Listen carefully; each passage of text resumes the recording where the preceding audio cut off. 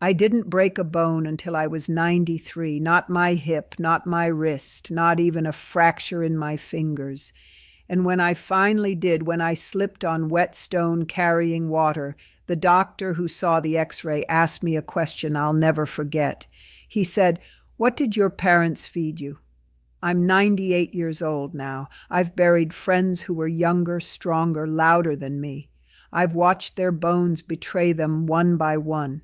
Hips that snapped from a simple fall, spines that curved like old wood, wrists that crumbled under their own weight, and every time I wondered why my bones stayed quiet, why they held me up when others couldn't stand. The answer wasn't in a pill bottle.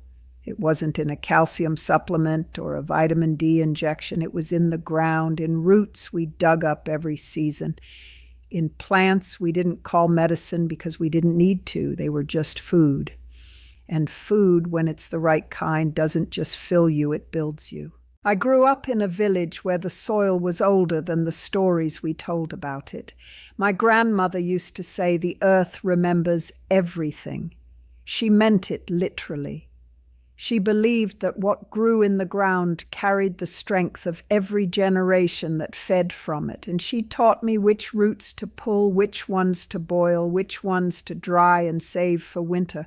We didn't eat them because we were sick. We ate them because that's what people did. Every week, my mother would send me and my brother to dig near the riverbank. We'd come back with fistfuls of thick, twisted roots, some pale, some dark, some that smelled like dirt and rain.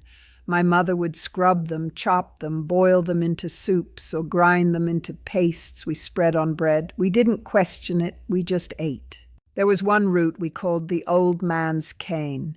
It grew deep, sometimes 2 feet down, and you had to dig carefully or it would snap. The elders said it made your bones remember how to hold you.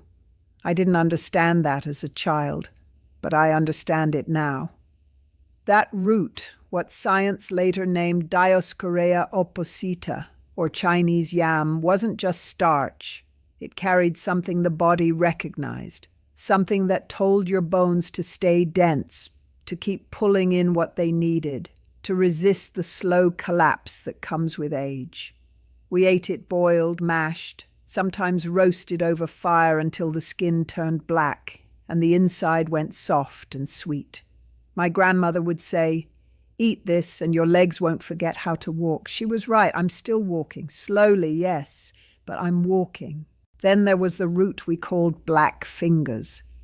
It looked like a hand reaching up from the dirt, thin, dark, twisted.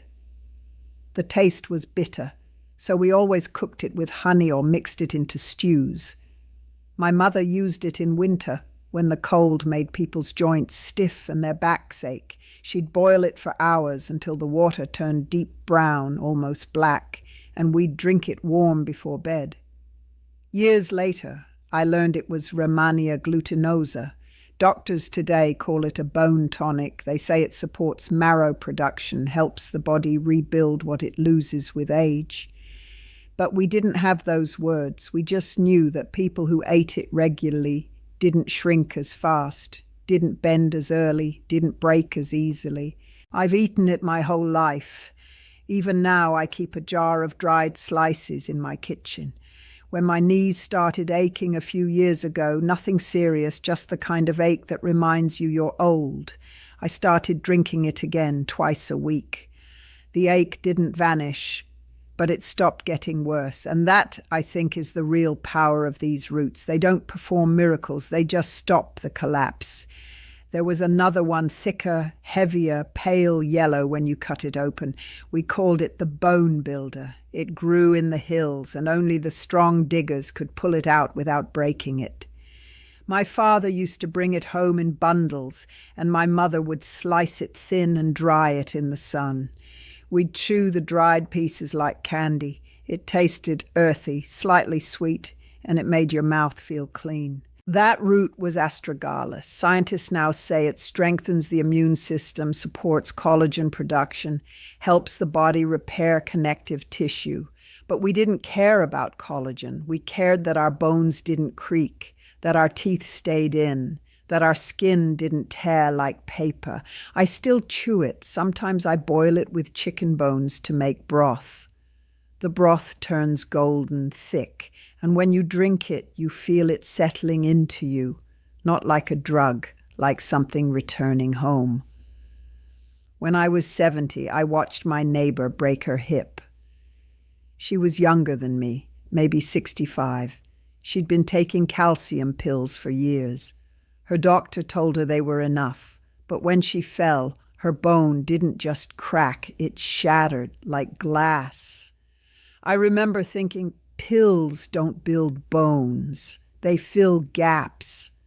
And there's a difference. Bones aren't walls you patch with calcium. They're living tissue. They grow, they break down, they rebuild.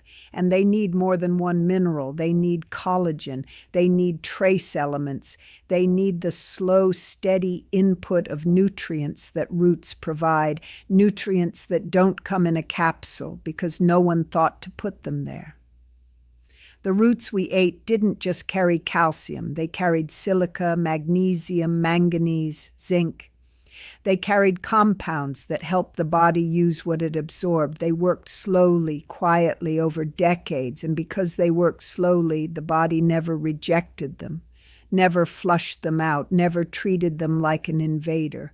Modern supplements work fast. That's the problem. The body doesn't trust fast. It trusts rhythm. It trusts repetition. It trusts the same input year after year until that input becomes part of the system. I didn't realize how rare my bones were until I started meeting other old people. At the clinic, in the waiting rooms, I'd hear the same complaints: osteoporosis, fractures, spinal compression, doctors handing out prescriptions like candy, and I'd sit there quiet, wondering why no one asked me what I ate, why no one wanted to know what I'd been doing for 90 years that kept my bones from crumbling. One doctor did ask eventually, the one who saw my x-ray after the fall. He said, "Your bone density is remarkable for your age. Are you on medication?" I told him no. He didn't believe me at first. He thought I was confused, but I wasn't. I've never taken a bone drug in my life. I've never needed to. I'm not saying the roots I ate were magic. I'm not saying they'll work for everyone. But I am saying this: the body remembers what you feed it. And if you feed it the same strong things year after year, it builds itself around those things. It learns to expect them. It learns to use them. I've lived long enough to watch medicine change. I've seen pills replace plants. I've seen speed replace patience. And I've seen a lot of people get sicker, not because the pills don't work, but because people stopped eating the things that made pills unnecessary in the first place. I'm 98 years old. My bones are still holding me. They creak sometimes. They ache when it rains. But they haven't betrayed me. And I think that's because I never asked them to survive on shortcuts. I gave them time. I gave them roots. I gave them the same quiet strength the earth gave me. I didn't try to reverse aging. I just didn't let my body forget how to build itself, and maybe that's all we ever needed to do.